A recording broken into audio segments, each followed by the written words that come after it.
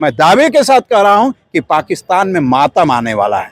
नमस्कार, आप सभी का हार्दिक स्वागत और अभिनंदन है मेरे एक और नए वीडियो में। फिलहाल अभी हमारी उपस्थिति बनारस में है और हम सभी जानते हैं कि फाइनली जो सायरन है, जी हाँ, जिस सायरन की चर्चा हर जगह हो रही है वो सायरन बज चुका है। तारीख निश्चित हो चुकी है, 7 तारीख कल होने वाला है ये मॉक ड्रिल। और इस मॉक ड्रिल से सीधा जो संदेश जा रहा है पाकिस्तान को, ये कोई छुपी हुई बात नहीं है। पूरा देश जान रहा है कि क्या होने वाला और क्या हो सकता है। विशेष विवेचना के लिए हमारे साथ भाजपा के मंडल प्रभारी अश्वनी त्रिपाठी जी काशी क्षेत्र से हमसे जुड़ चुके हैं और बात करते हैं उनसे इस विषय पे। पहले तो सर बहुत बहुत स्वागत है सर हमारे चैनल पे आपका।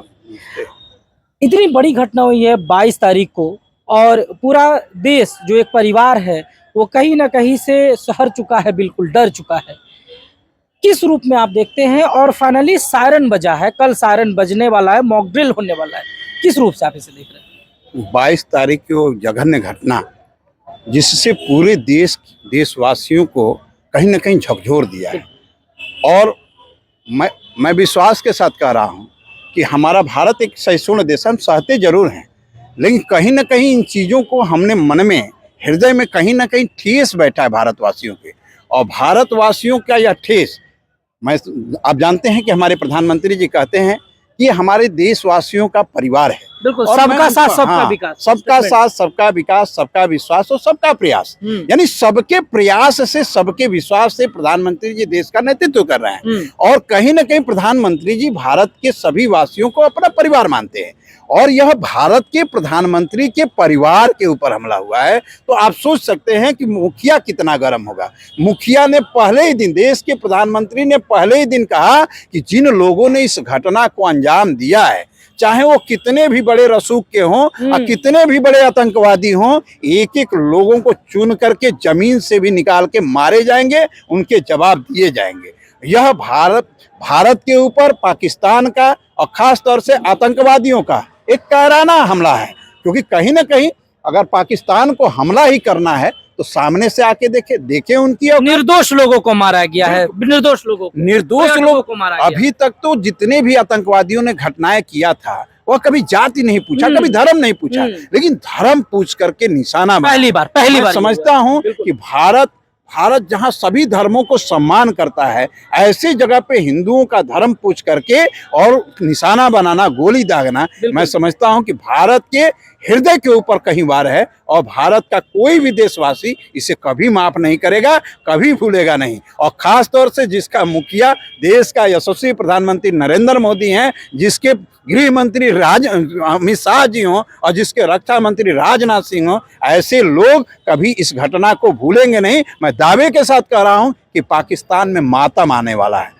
अभी तो आप सोचिए ना, 4 दिन बाद, 5 दिन बाद ही भारत ने एक ऐसा निर्णय लिया कि हम सिंधु जल के समझौते को रोक दिए, हम तमाम ऐसे चुनाव को रोक दिए। तो इस घटनाओं को रोकने के बाद पाकिस्तान की हैसियत वो हो गई है कि पाकिस्तान नाच रहा है, पानी के बिना मर रहा है। जिस पाकिस्तान में आटे के बिना भुखमरी के शिकार थे लोग, आटे के ऊपर दौड़ उठते थे। 120 रुपए और 40 रुपए एक अंडा का पीस है। फाइनली कैसे युद्ध को कैसे देख रहे हैं? अब आप सोचिए कि जिस पाकिस्तान के पास पानी नहीं हो, वो पाकिस्तान के नेता बैठ करके पाकिस्तान में कह रहे हैं कि अगर भारत हमारा पानी रोकेगा तो हम खून की नदियां बहा।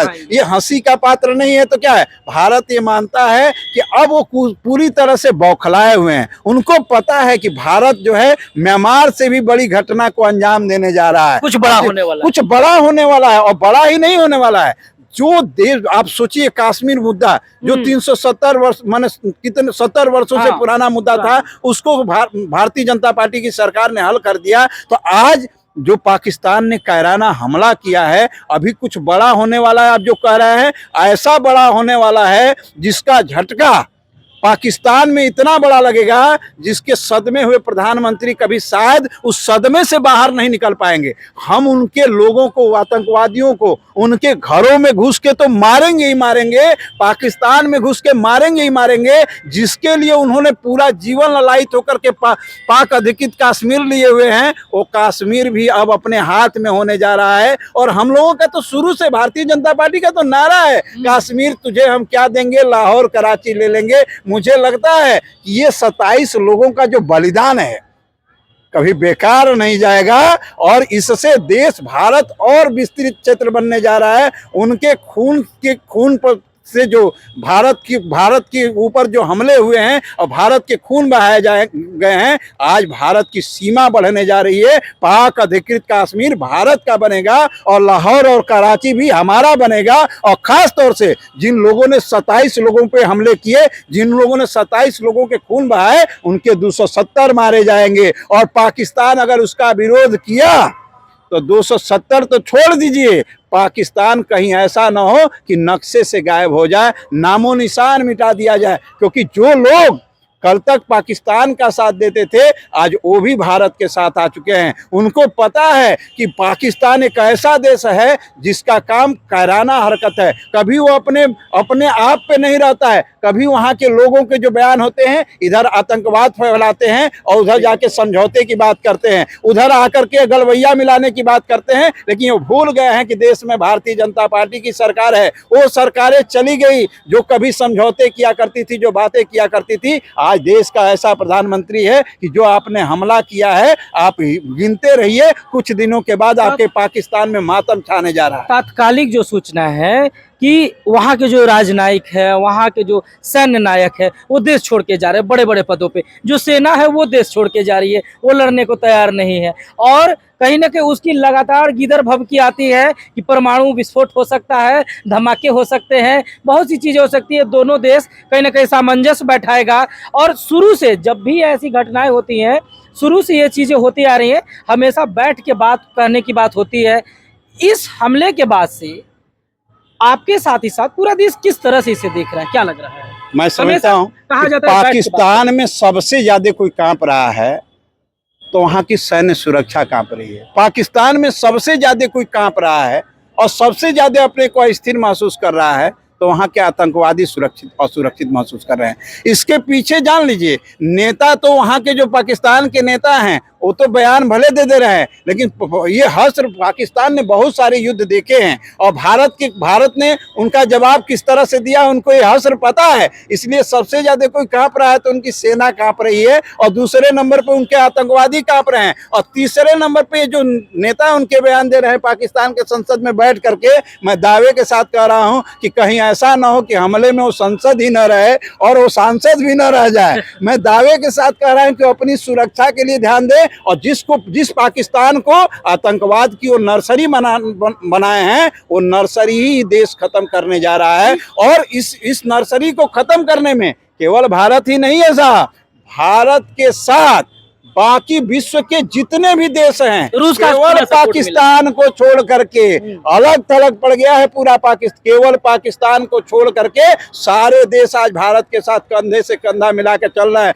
और क्यों चले भी क्यों नहीं, हर देश चाहता है कि पाकिस्तान के ऊपर हमला हो, पाकिस्तान का नक्शे से निशान खत्म हो जाए और भारत उसकी अगुवाई करने जा रहा है, भारत उसकी शुरुआत करने जा रहा है। और मैं तो कह रहा हूँ, अभी तो तमाम देश कह रहे हैं ना कि हम आपको सामान देंगे, हम आपको औजार देंगे, हम आपको जो है हमला करने की वो सारी चीजें सपोर्ट करेंगे। भारत जिस समय खड़ा हो जाएगा पाकिस्तान के सामने दो हाथ करने के लिए, भारत ही काफी है। मैं तो समझता हूँ कि 4 दिन में पूरी युद्ध ही निपट जाएगी। और जिस पाकिस्तान को ये कह रहा है कि मैं खून की नदियां बहा दूंगा, भारत को 4 दिन संभाल लेगा तो मैं समझता हूँ कि विश्व के किसी देश के समुदाय में वो भी हैसियत रखता है। लेकिन मैं दावे के साथ कह रहा हूँ कि 4 दिन बाद नक्शे से पाकिस्तान गायब हो जाएगा। ये एक चीज का अक्सर एक चीज बताया जा रहा है, बार बार ये चीजें दी जाती हैं, गिदर भभकी लगातार दिया जाता है कि हम परमाणु हमला कर सकते हैं, हम परमाणु संपन्न राष्ट्र है। चलते चलते इस विषय पे आपसे जरूर राय लेना चाहेंगे। उनके जितने भी सैन्य हैं, चाहे परमाणु बम हो, चाहे एटम बम हो, चाहे उनकी मिसाइलें हो, चाहे प्रक्षेपास्त्र हो, चाहे उनके जितने भी तोपें हों, आप भारत के जितने पास हैं, अभी हमको कहीं से अभी सहयोग लेने की कोई जरूरत ही नहीं है। हम उनके पास जितनी चीजें हैं उसके 3 गुने और 4 गुने में पहले से हैसियत में हैं। और लगातार प्रधानमंत्री जी जब 2014 में देश के प्रधानमंत्री बने तो सबसे पहला अगर उन्होंने कोई काम किया है तो ऑर्डिनेंस के सेक्टर में काम किया है, देश की सुरक्षा पे काम किया है। देश में जो हमारे पास तो जिले जिले में जो ऑर्डिनेंस की फैक्ट्रियां बैठाई जा रही हैं, हम सैन्य के माने में सबसे ताकतवर देश हैं और उस ताकतवर देश को एटम की धमकी दे रहा है। अरे मैं दावे के साथ कर रहा हूँ कि एटम जो बम है ना, वो पॉकेट में जो बच्चे एटम बम बजाते हैं साहब, उसके ऊपर वो अपना घमंड कर रहा है। भारत का अगर एटम बम फोड़ा जाएगा तो नक्शे से गायब पाकिस्तान हो जाएगा। उस दिन न बोलने की हैसियत में रह जाएगा न कहने की हैसियत में रह जाएगा,